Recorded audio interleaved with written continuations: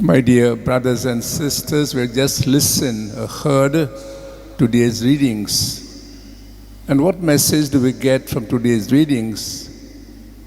God's immense love for us. God doesn't abandon us when we are in difficulties. In the first reading we heard John telling us God loves us so much.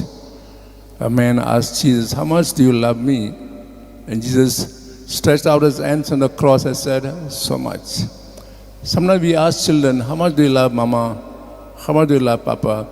So much, so much, so much. We never see hands stretched out fully.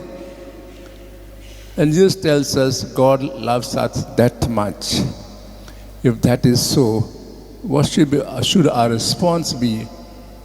Same response. We should love God in others that much, which is most difficult because we know that it is very difficult because we have so-called our own shortcomings, we have our own egos, we have our own selfishness and so on.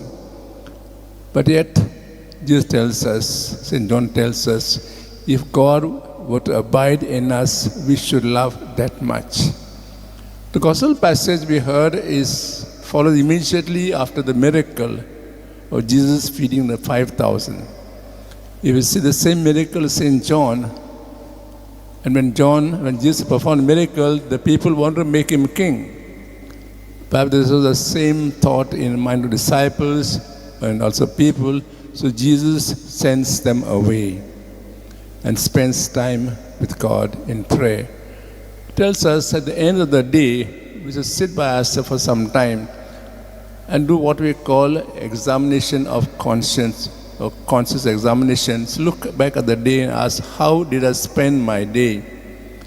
When it's led this way, we improve ourselves every day. And we also have a chance to spend time with God in prayer. The second part of the gospel reminds us that God never abandons us. How much we may feel. It is true all our life there are difficulties, there are ups and downs.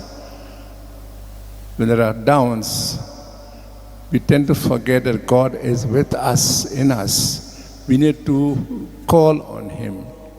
We need to have recourse to Him because He never abandons us. We ask God today in the grace that as Jesus loved us so much, we make an effort to love Him in others.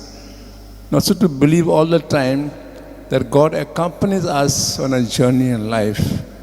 It's like He holding our hands or carrying us in His arms when we have difficulties.